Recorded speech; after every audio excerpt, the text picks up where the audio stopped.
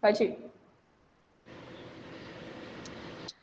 Hey guys, welcome to Words in Motion, the podcast where we discuss how language evolves and the effect it has on society. I'm here with Ana Luz and Mateus. Can you guys say hi? Hi. Hi. And today we're going to talk about slang, which are words or terms that spread like wildfire among a certain group. Slangs can be the process of creating new words or giving old words new meanings. They come from a specific communities, younger people, online cultures, or marginalized groups, and it reflects on their lives, habits, and feelings. But it doesn't mean that the slang is going to stay within the bubble. If the word or phrase is catchy enough, it spreads really fast, sometimes ending up in dictionaries. So, Ana Luz, can you tell us some examples? Yes, sure. Well, the first one is hangry, and it's a mix of hungry and angry. It's that moment when you're so hungry you start getting irritated or snappy at someone. We've all been there, I guess. But why does this word matter? Well, hangry refers to a very specific and common experience. It reflects how modern life often pushes us to the limit, skipping meals, running late, living in a rush. It also shows how language evolves to make emotions easier to talk about, even in a humorous way. Saying you're hangry is a light-hearted way to ask for empathy. It humanizes us. Another example that is very famous is LOL, that is an abbreviation for laughing out loud or sometimes lots of laughs, used in messages to convey laughter. Since its first use online in the 80s as a slang term, LOL has become one of the most popular abbreviations on the web and is common knowledge among most internet users. And another slang is goat.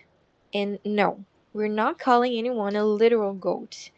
This is an acronym for greatest of all time and is commonly used in sports for referring to players widely acknowledged as the most talented of their field. Despite its widespread use, the term goat can sometimes lead to humorous misunderstanding. And for example, the actress Meryl Streep once thought her co star Jonah Hill was literally calling her a goat during an interview, not realizing he was referring to her as the greatest of all time. The mix up was clarified during a press conference, and Streep took it in a very good humor. So, with that, we can understand that slangs are ways in which the younger generation expresses itself. There's always an element of generational conflict in society, with older people saying that younger ones don't have good taste in music or that they don't know how to speak properly. In some cases, people go to extremes and say things like the younger generation is destroying our language, and that's it. What do you guys think? I think that's really strong statement to be made because the language is alive and it keeps moving and changing. And you, Matheus, what do you think? I think the same. And during the next part, I'm going to talk more in depth about it. Yeah, so let's keep moving. How do these words, Mateus, reflect social behavior? So, is slang more just playful language? It reflects social behavior because it helps the younger generations define their identity to communicate creatively and form a community. Yes. And why do you think they become popular among younger generations? So teenagers are incredibly active online, as we all know, and Yeah. when they encounter a new word or trend, in whatever platform that may be, they quickly spread it among their friends, and their friends spread it to their friends as well. And sometimes they even use it to connect or to distance themselves from certain people. At school, for example, if a student sees a new slang term online, they might start using it with friends or to tease someone. These words become more than vocabulary. They are tools for belonging, humor, and self-protection.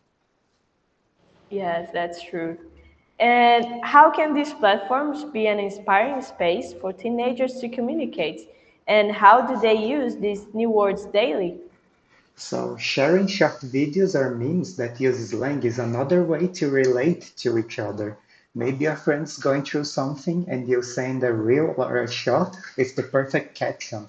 Or you just left a test and you send your friend that meme, right?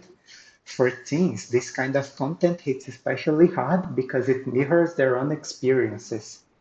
And for the older people, we use the slangs created in our generation, and those even we might even pass some of those to the younger generation, and it all becomes a huge, I'm not going to say a huge mess, but it becomes something bigger than just a language, because the slang is not just a trend. It reflects culture, technology, and the emotions of the people who use it. Whether you're saying you're hungry, dropping a low, or calling someone the goat, each word tells a story about where we are as a society. And yeah, that's it, guys, for today. Thank you for tuning into Words in Motion and stay tuned for the next episode.